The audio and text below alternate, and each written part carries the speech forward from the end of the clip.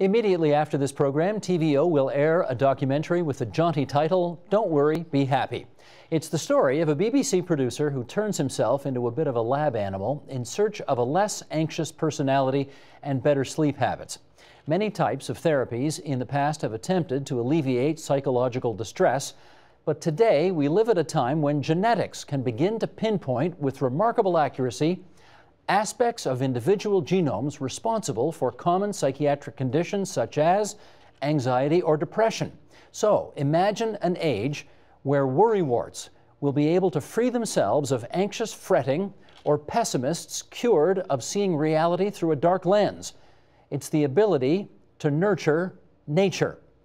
With more, let's welcome in Seattle, Washington via Skype, Quam McKenzie, Medical Director at CAMH, the Center for Addiction and Mental Health in Toronto. And with us here in our studio, Judith Laposa, psychologist in the Mood and Anxiety Service, also at CAMH, and Alex Russell, clinical psychologist in private practice. And we welcome the two of you here. And Quam, nice to, what are you doing out in Seattle anyway, Quam? A launch by Bill and Melinda Gates of some new and very exciting new schemes to try and improve global mental health. Terrific. And health in general. Excellent. Okay, let us, just before we start our conversation here, play you about a minute of this documentary that's going to air immediately after our broadcast is over. This is from Don't Worry, Be Happy, and it sets up our conversation. Roll tape. I'm Michael Mosley. As you can see, I was a blissfully happy child. But although I still try to be cheerful, this is now something of a mask.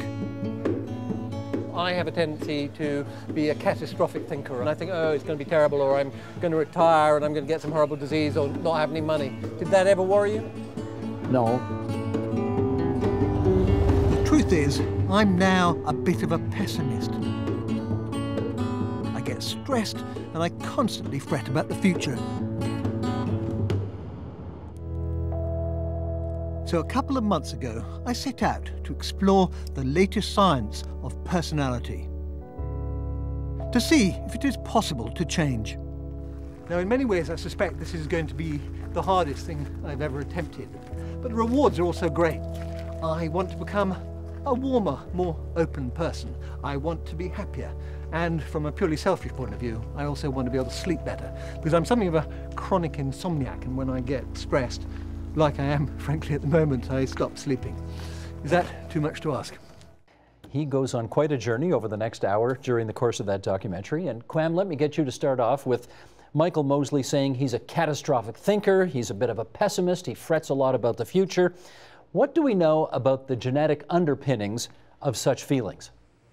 Well, we know that genetics are very important for producing your vulnerability to things that happen to you, and they're important to your personality. But you're not doomed from the womb. The things that happen to you in the rest of your life, in childhood and then on, can actually change the way you view your life and change your personality. It's not so much that it's your genes and that's the end of it.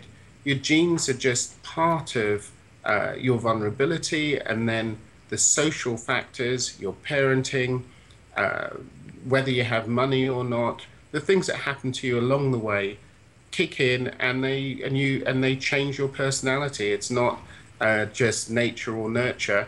It's a link between your nature, your nurturing, and then the environment, and that's what makes your personality.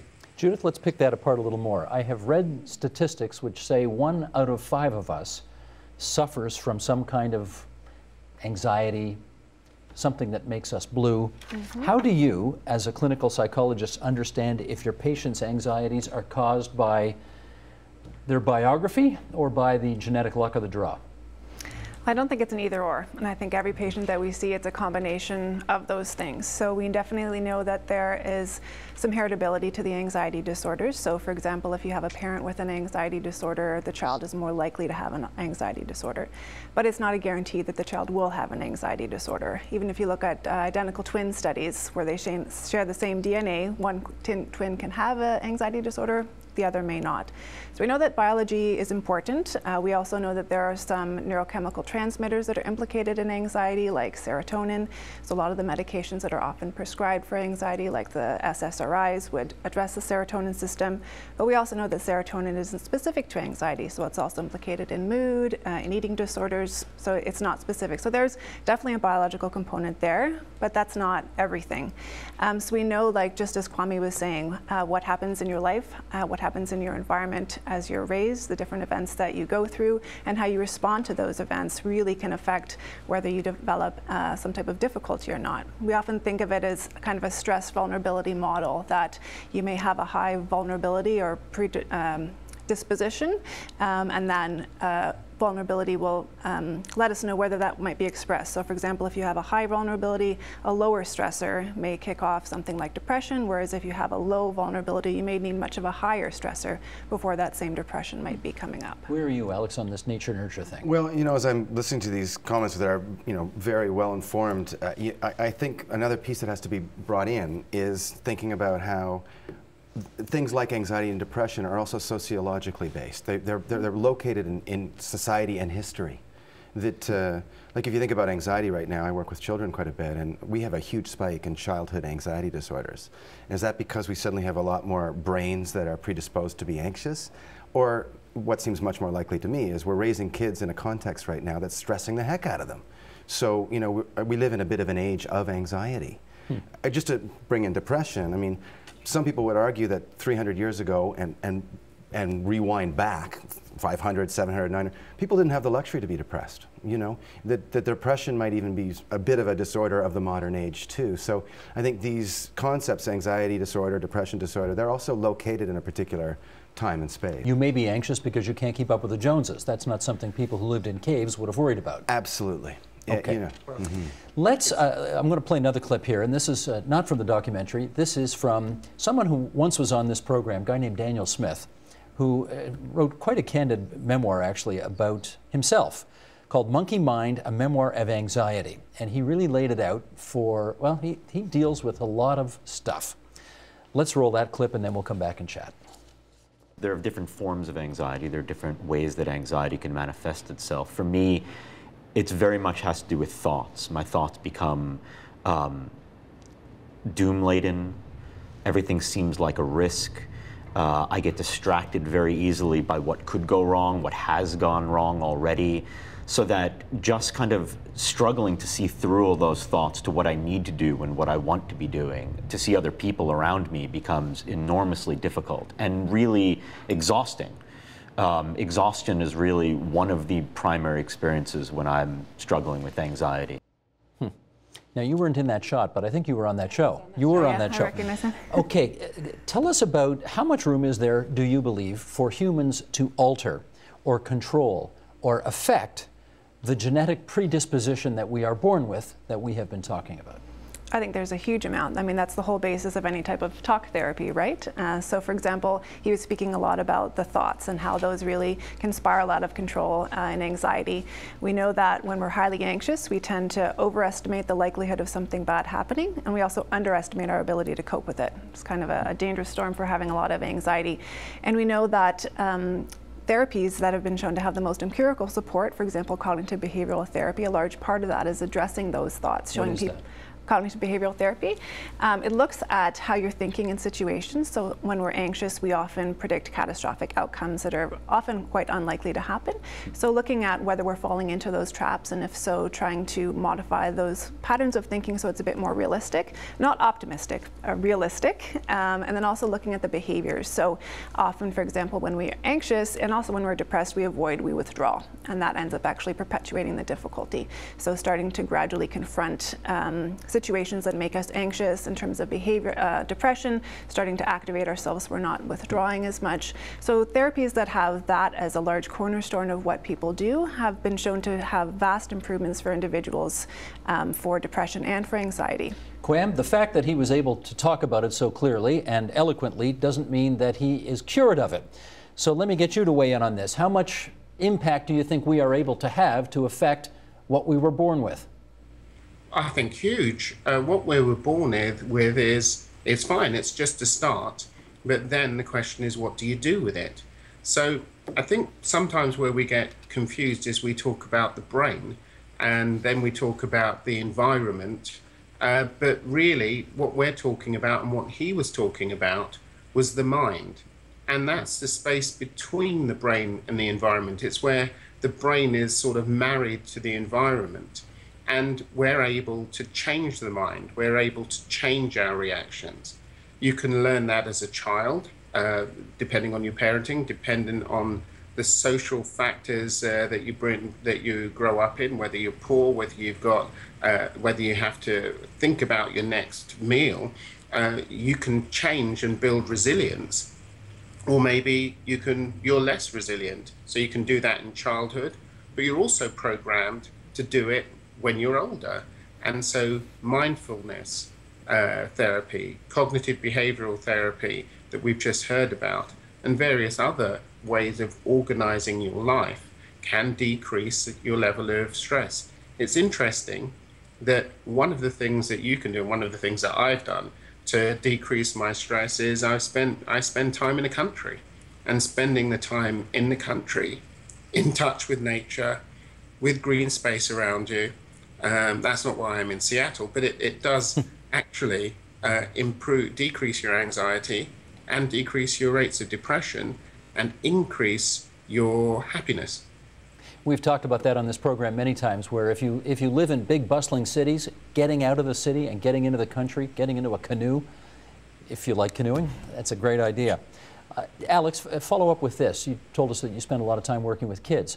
Is it easier to have more success, do you think, altering that which you were born with when you're a child or when you're an adult? One of the things we know in psychology is that history builds inertia. You could think of it that way. So that when you come for treatment and you're 7 and you get involved in therapy, things are much more malleable. We can work quite quickly. And the older you get, the kind of more, I guess, set in your ways you can become. But you get the issues better when you're older, and when you're 7, you There's probably don't get advantages what's there, going on. for sure. You have a bit more. You have more reflective capacity. You can put things into words. But as you were just noting with the fellow who talked on anxiety, just because you can speak about it doesn't mean that you necessarily solve the problem. When we work with young children, I work largely through play. And so children who have come in with difficult issues and are 6 or 7 years old aren't going to necessarily talk about them, but they can certainly express them deeply through the way they play. And actually what we know through working with children in play is we can actually help them work through those issues and get to a place where they're much more content and happy. When you say play meaning what? Literally play. You're on the floor, and we have, there's symbolic toys, dolls, and a lot of times, well, every play therapist will have certain toys, eating machines, big sharks, big dinosaurs. You need to have a few toilets, believe it or not. These things represent the kinds of things that children are struggling with and needing to express. And through play, and a play that's sort of accepting and helps them put together in a symbolic form, they can actually master the kinds of feelings that are troubling them. Quam, again, looking at some of the studies in preparation for this program, studies suggesting that Canadians in the lowest income group are 3 to 4 times more likely than those in higher income groups to report fair to poor mental health. So tell us how we should think about the relationship between socioeconomic status and genetic predisposition in terms of the mental health we experience. I think we should think about it very much like we might think about any other disease. Say, for instance, heart disease. If you are from a lower socioeconomic group, you are more likely to die from a heart attack. You're more likely to get high blood pressure. But you often start with exactly the same predisposition as somebody from a high-income group. But it's all of the factors that slowly stress you and eat away at your resilience over time that increase your risk. So not having a job is stressful. Living in poor housing is stressful. Poor transportation is stressful. Poorer access to a good job and a good career is stressful. And income inequality is incredibly stressful.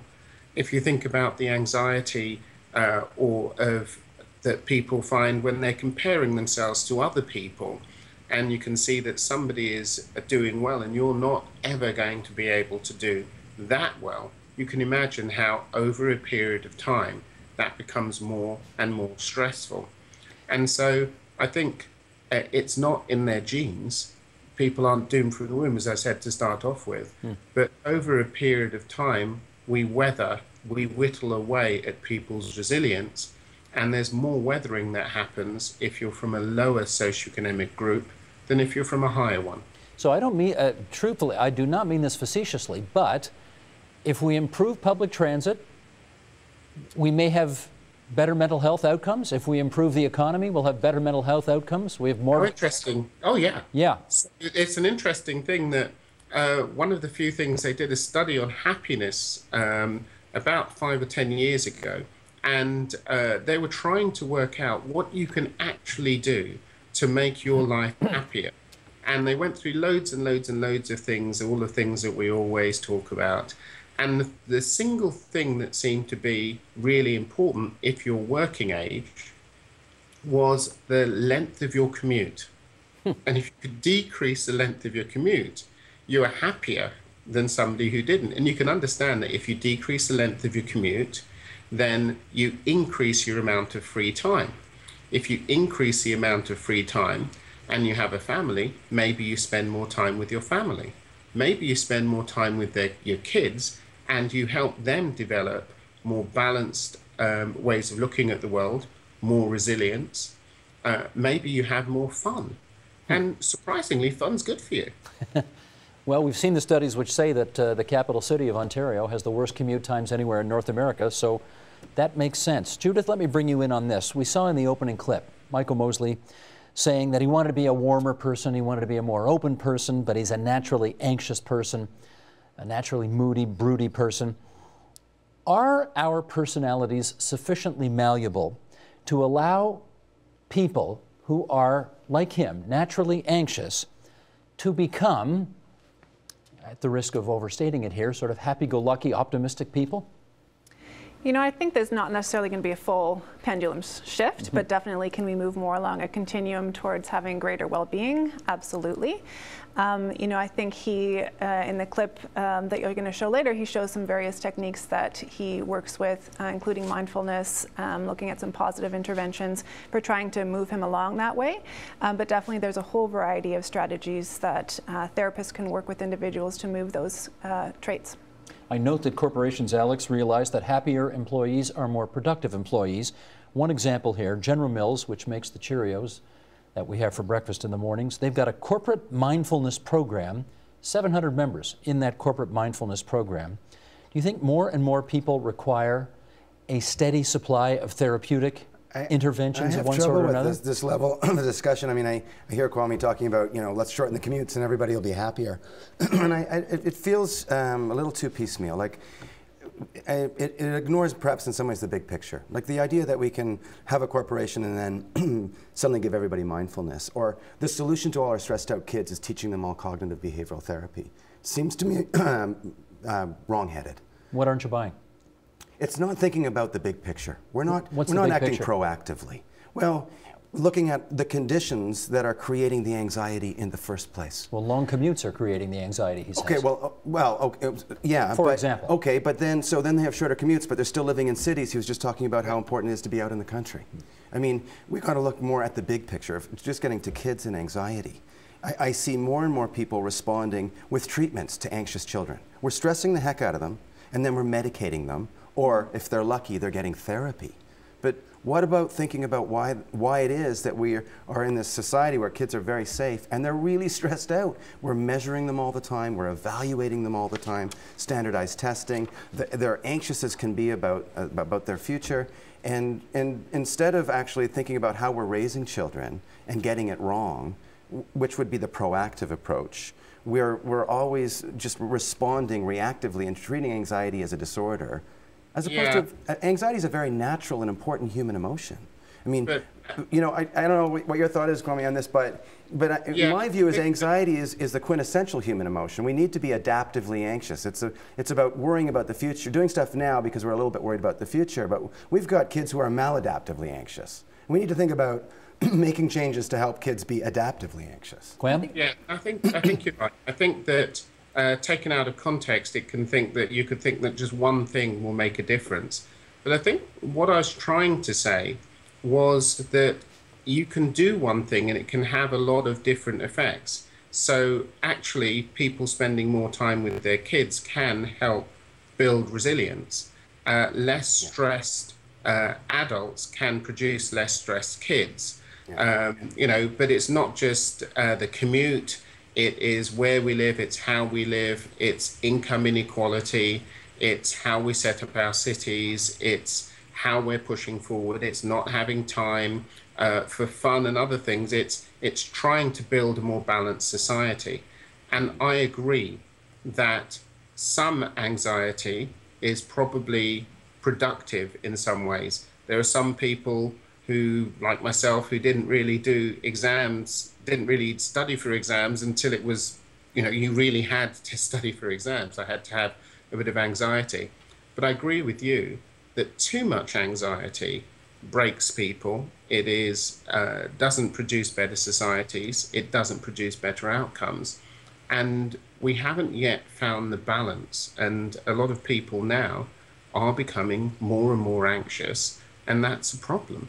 Yeah. Judith, I was going to say, how do you know where that line is between a little bit of anxiety, which makes you perform better, to too much anxiety and you fold? And I think you spoke very eloquently to that, the idea of adaptive versus maladaptive, and where is that line, right? And a lot of folks that I see, that maladaptive piece is around that the anxiety is becoming so overwhelming that it's actually interfering in their ability to function. So they're having trouble functioning at work, it's decreasing the quality or the quantity of their social relationships, so it's really blocking them from doing the things that they want to do. I agree with everyone else that a certain amount of anxiety is necessary. We need that in our lives. It's actually a good thing. But when it goes to the other extreme where you're paralyzed and crippled by that, that's when we want to be doing some interventions. No, for sure. But surely we don't want to wait until people are paralyzed before the intervention. Sure. So what are the first warning signs that you really should be intervening somehow? Right. So for example, perhaps with social anxiety, when people start turning down social invitations because they don't want to go out and socialize because they're afraid of being the center of attention, that they might sound stupid, people won't find them interesting, that they're unable to be assertive with their boss or manager around a workload because of social anxiety, and that's starting to have some repercussions in their workplace. If you can't be able to offer opinions in a team meeting, that might be important for you to be able to do because you're held back for fear of social evaluation. Those are all some signs that things may be starting to spiral. But I think what you're talking about before in terms of societal change is important, but I think also societal change is slow, and perhaps the individual change is faster, and I think that's probably why we intervene there first, right? Like, let me offer some relief to this child. But you sounded, Alex, when I told you about that General Mills program, you sounded very nonplussed. Well, I mean, it was a couple of things. And I hear that, it's the piecemeal approach that I have a problem with, that we're just going to target this thing and things will be better. And your point, societal change is slow. I don't even know if it's happening. Do we even think on this level? You know, that our approach to mental health, which is changing, thank God, and it's more part of our public discourse, and that's really important, but it's still treatment focused, as opposed to proactive thinking about how to change the way we live and for me as a child psychologist, the way we raise our children. Instead of thinking about really what do we need to do differently to prevent kids developing these disorders. You hear so little of this kind of discussion when it's so important. You know, I watched the documentary yesterday, and obviously we urge people to stick around after this program's over to watch the documentary, because the BBC producer Michael goes through quite a battery of experiences in an effort to lose this constant anxiety that he lives with. But if I hear you seem to be saying that's all well and good, but you got to clean up the stream at the front end when it comes out of the mountain, not at the back end when it's right. Yeah, it's not either or, of course, and the point is valid that meanwhile we certainly need to relieve suffering and help people with these problems, but there's just not nearly enough work and attention and dialogue at upstream end, as you put it. Yeah. So mental health has to be, again, if I'm reading between the lines properly, impact on mental health has to be an overarching, fundamental part of everything government does then. Absolutely. All policies ultimately have an impact on mental health. And if I can just, if you look at childhood right now, and you look at the way government involves themselves in child's mental health, sure, they fund initiatives around treatment, but in terms of the proactive stuff, they're looking at education. When they look at education, they look at the bottom line, like how well we do internationally on math scores. And it's as if children are crops and we've become child farmers. It's so mercenary. They're not actually thinking about children's emotional experience growing up. But parents are spending $20 billion a year in this province on an education system, and they want tangible signs of progress. Line. Right? They want the bottom line, which is not really paying attention, as they say, to children's emotional experience. Alex is correct, and it doesn't have to be that way. If you go to places like Norway and Finland, and you look at their education system, they're not all about the bottom line. Yeah. They're all about developing a balanced human being, and that's how they try and do it. And so it doesn't have to be the way we're doing it. It doesn't have to be as competitive.